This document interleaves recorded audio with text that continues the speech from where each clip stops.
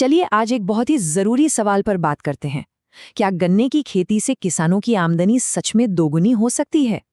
जवाब है हाँ। और आज हम यही जानेंगे कि कुछ नई और प्रैक्टिकल खेती की तकनीकें कैसे ये कमाल कर सकती हैं। जब हम गन्ने के खेत देखते हैं तो ये सिर्फ एक फसल नहीं है। सोचिए, ये लाखों किसानों की जिंदगी है, उनकी कमाई का सबसे बड़ा जरिया। सही मायनों में कहें तो ये हमारी ग्रामीण अर्थव्यवस्था की रीढ़ की हड्डी है, जो न जाने कितने ही परिवारों को सहारा देती है। तो सवाल ये उठता है कि ये पौधा जो लाखों लोगों का पेट भरता है, क्या वो उन्हें सच में अमीर बना सकता है? देखिए, गन्ना उगाना एक बात है, पर उससे इतनी कमाई हो जाए कि किसान की जिंदगी बदल जाए, ये बिल्कुल दूसरी बात है। आज हम इसी गैप को समझने की कोशिश करेंगे। तो चलिए पहले इस मीठी चुनौती को थोड़ा और करीब से समझते हैं। भारत के लिए गन्ने का आर्थिक महत्व आखिर है क्या?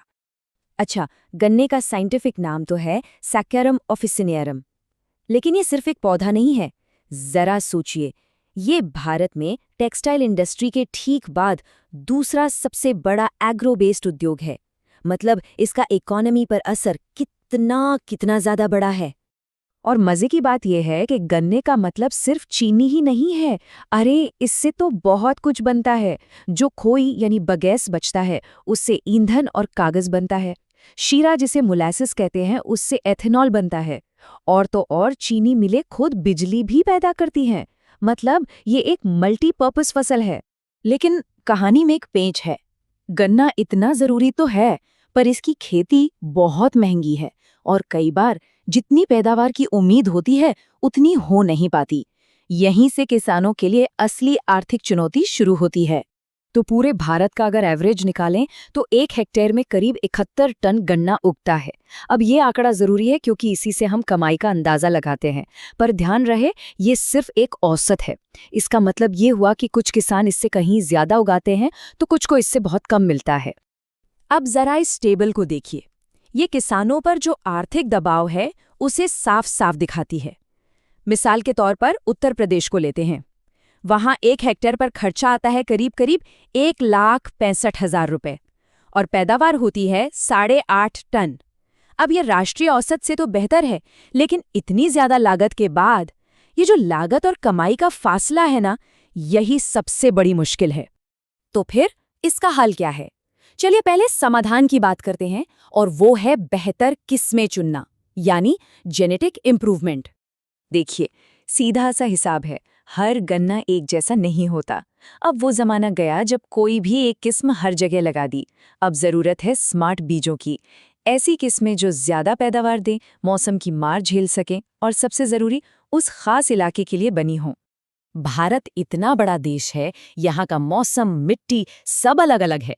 इसीलिए इसे अलग अलग एग्रोक्लाइमेटिक जोन्स में बांटा गया है और हर जोन की अपनी एक हीरो वैरायटी होती है। जैसे पेनिनसुला जोन में CO8603 कमाल करती है, तो वहीं उत्तर पश्चिम में CO0238 सबसे ज्यादा पैदावार देती है। और इसका असर कितना जबरदस्त होता है, इसका एक जीता जागता उदाहरण है उत्तर प्रदेश। वहां जब किसानों ने CO238 किस्म को अपनाया तो नतीजा देखिए, पैदावार तो बढ़कर 72.3 टन प्रति हेक्टेयर हो ही गई, साथ में चीनी की रिकवरी भी बढ़कर 10.62% हो गई। ये होता है सही किस्म चुनने का नतीजा। चलिए अब आते हैं दूसरे समाधान पर, और ये इस बारे में नहीं है कि क्या उगाना है, बल्कि इस बारे में है कि कैसे उगाना है। बात हो रही है खाई रोपण यानी ट्रेंच प्लांटिंग की। ये तरीका सुनने में जितना सिंपल है, करने में भी उतना ही आसान है। बस 30 सेंटीमीटर गहरी खाइयां खोदनी है, उनमें खाद वगैरह मिलानी है, गन्ने के टुकड़ों को एक लाइन में लगाना है और फिर हल्की मिट्टी से ढक देना है, बस हो गया। पर सवाल ये है कि इतनी गहरी खाई क्यों? भाई, इसका एक बहुत ही प्रैक्टिकल कारण है। जब गन्ना लंबा होता है तो तेज हवा से गिर जाता है, इसे लॉजिंग कहते हैं। गहरी खाई में लगाने से जड़ें मजबूत होती है और फसल गिरने से बच जाती है। मतलब सीधा सीधा नुकसान कम। और ये तस्वीरें खुद ही पूरी कहानी बता रही हैं। एक तरफ देखिए पारंपरिक तरीका और दूसरी तरफ है काली वाली तकनीक। फर्क साफ है ना? एक तरफ फसल बिखरी हुई है और दूसरी तरफ एकदम लाइन में मजबूती से खड़ी है। तो हमने बेहतर बीज और बेहतर तरीके की बात कर ली। अब देखते हैं कि इन सब से मिलकर किसान की जेब पर यानी उसकी कमाई पर क्या असर पड़ता है। उपज से समृद्धि तक का सफर। ये जो फर्क है ना पुराने और नए तरीके में, वो जमीन आसमान का है। देखिए, पारंपरिक तरीके में बीज भी ज्यादा लगता है, पानी भी ज्यादा लगता है और पौधे भी कम निकलते हैं। वहीं दूसरी तरफ आधुनिक तरीकों में बीज कम, पानी कम, लेकिन पौधे ज्यादा निकलते हैं। और सबसे बड़ी बात, पौधे मरते भी बहुत कम हैं। मतलब हर तरफ से फायदा ही फायदा। और आखिर में ये एक लाइन सब कुछ कह देती है जो इंडियन फार्मिंग में कही गई है कि इन तरीकों से गन्ना उगाने वाले किसान अपनी आमदनी सिर्फ बढ़ा ही नहीं सकते बल्कि दुगनी कर सकते हैं। ये कोई छोटा मोटा दावा नहीं है, ये इन नए तरीकों की असली ताकत दिखाता है। तो आखिर में बस एक सवाल बचता है, क्या खेती का भविष्य सिर्फ और सिर्फ कड़ी मेहनत में है या फिर स्मार्ट तरीके से काम करने में है? ये एक ऐसा सवाल है जिसका जवाब शायद हम सबको मिलकर खोजना होगा।